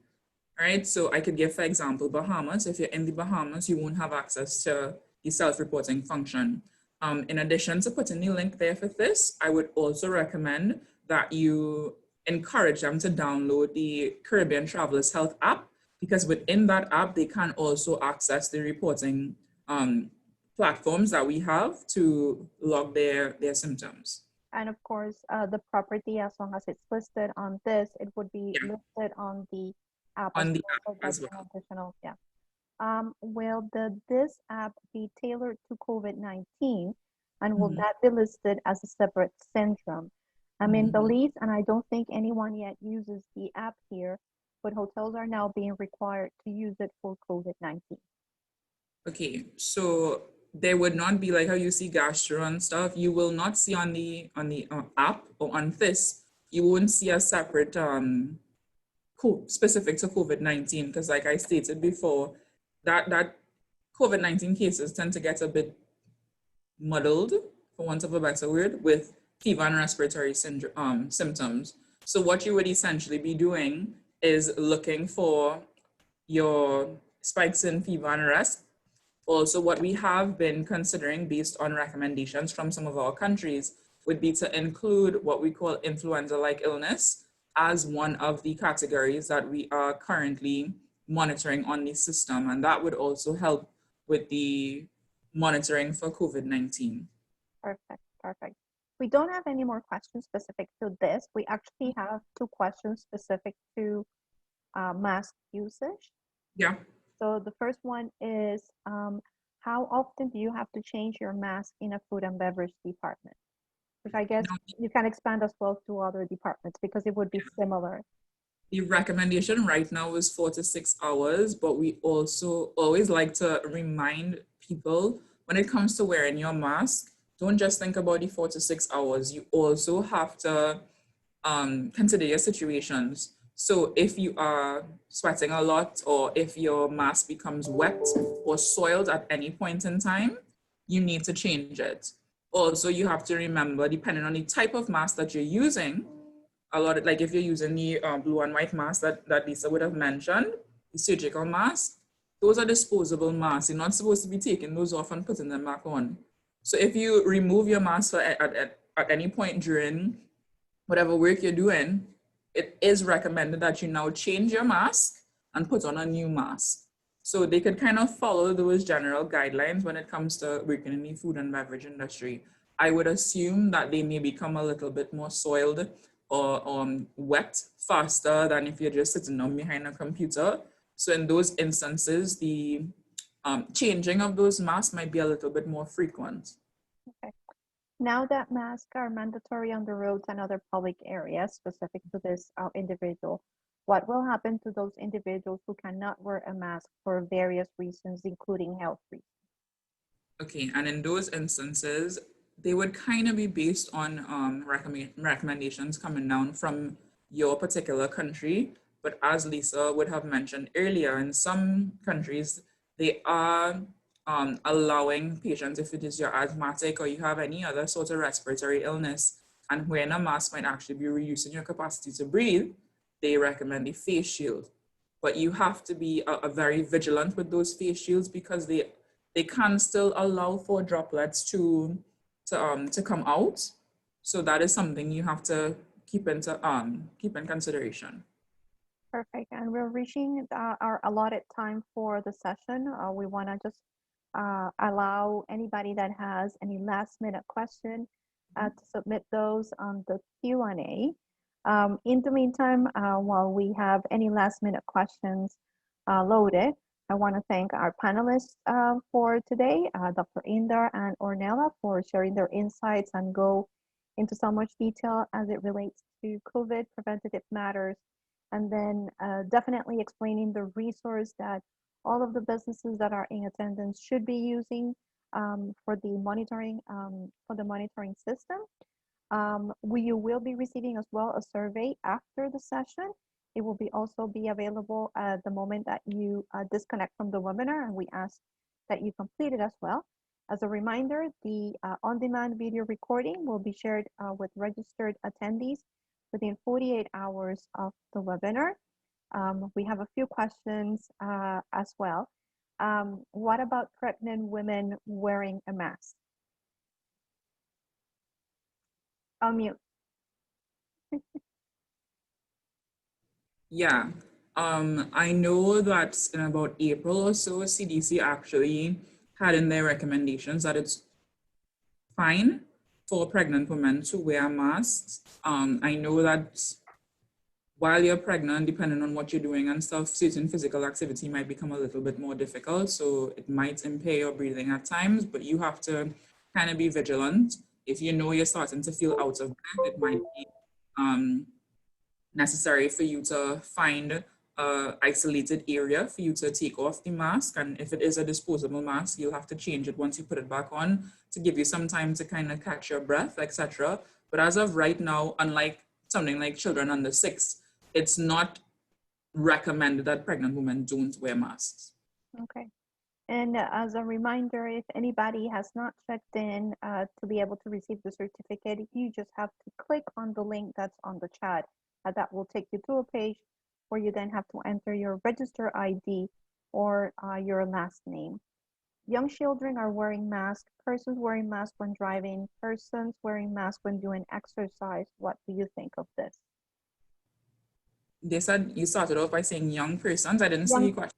Young children are wearing masks, persons wearing masks when driving, when doing exercise. What do you think of this? Well, I mean, I'm not going to give my personal views, but in terms of what we're seeing as the recommendations coming down from the World Health Organization, etc., once you're under 6, they're not required or they should not be mandated to use the mask. I think we discussed that a little bit earlier. And the issue there would be children under that age, most of them can't even tell you if they have any issues breathing, or it becomes difficult. If they have to be made to wear a mask, they need to be able to communicate to you if something is happening, if they're not feeling well, if they're starting to feel faint, etc. And that is a bit difficult in that age group, so it's really not required. Now, with the exercising, obviously, depending on the type of activity that you're doing, it would be a bit difficult. If you're doing something like a strenuous hike, wearing a mask may be an issue to you. And one of the things we discussed in an earlier session was that if you're doing those kind of activities, what we recommend is that you don't use a mask, but you have to ensure that you are by yourself. You can't be in groups of people doing those kind of activities without a mask because that poses a risk. So you really have to evaluate your situation and the pros and cons of some of the activities that you would like to do in terms of what is best for you and your health. Perfect. And the last question regarding the AC unit in the lobby, I know there has been a lot of conversation with respect to the virus being in the air. We currently shut our unit down at night with the hopes that the virus will not spread. What can you contribute with respect to this? If you can expand a little bit on that. I think we also had a question about that in terms of HVAC systems and the virus spreading through those systems, etc. Now, it is possible, but I would say a few things. Once you are ensuring that the persons within your facility are practicing the proper hand hygiene, they're wearing the mask, you're ensuring that your surfaces are being cleaned regularly, you are already reducing the possibility of any of those of if someone is having viral shedding or any of that to be killed immediately and not allowed to spread.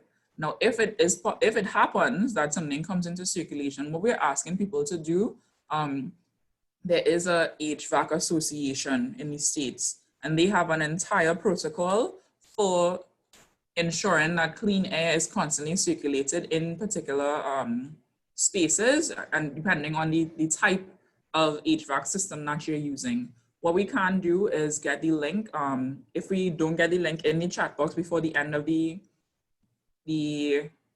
session, feel free to email me and I could share that document with you. We've shared it with participants in the past, and it has been helpful in terms of what exactly are the steps that they should be following when it comes to HVAC systems and reducing the possible spread of COVID-19 through these systems. Perfect, perfect. And just as a reminder, please go and check on the chat box to get the link to check in, because this will be used for the registration for the provision of the certificate. Last question. I think we addressed this at the beginning of the session. This person might not have been with us. Persons taking temperature checks from different parts of the body. What is the correct method? Okay, so in situations with the temperature guns, I would first suggest you follow the directions on the particular instrument that you have purchased. We will start there. 2, I know the general practice is for people to do it on your forehead, and that is fine. We had questions in the past where people asked maybe, is it that a lot of individuals move from using the guns on your forehead to using it on your arms because it was causing you damage? Right now, there is no evidence to show that these guns, the infrared rays from those guns are going to cause you any damage. If the science changes, I'm sure it will be put out there in public and there would be some sort of recommendation on not using it on your forehead. But for now, it's fine. But generally, whether you take it on your forehead or on your arm, you are going to get an accurate reading, so it's fine. Okay. Last question. Were the guests at a hotel, it's a large group? Let me just, there is a guest with a large group with heavy outdoor activities. Do we test and sanitize hands every time a member of the group goes outside the hotel compound and returns to the hotel. Now, you're supposed to already have set up, if it's in your lobby, etc. Once people are entering your facility, whether they're staying there or not, anytime they enter the facility, you're supposed to be taking their temperature. Right? You're also supposed to have, in some situations, people have hand washing stations. Where this is not feasible, it's recommended that you have sanitizers readily available all throughout your lobby and at your entrance to ensure that they use hand sanitizer before entering the facility as well. So yes, you need to ensure that these things are being done every time someone enters your facility. Perfect. And that takes us to the end of our allotted time for the session today. Again, we want to thank the team at CARPHA for their detailed presentation and sharing their insights with us today. As a reminder, you will be receiving this recording of the webinar within the next 48 hours. It will also be available for download at the CHTA website within that same period. If you are not registered for our CHTA Live Resilient Series webinar tomorrow at 2 p.m., the topic is Safeguarding the Guest Experience with Contactless Technology. We encourage you to visit our website for further information and to join your social media platform of choice to continue to be informed about resources and information available to our members and non-members alike, but also to connect with your peers. Thank you so much for joining, and please be in the lookout for further information regarding the Caribbean Tourism Health Safety Training Series. Thank you so much and have a great afternoon. Bye.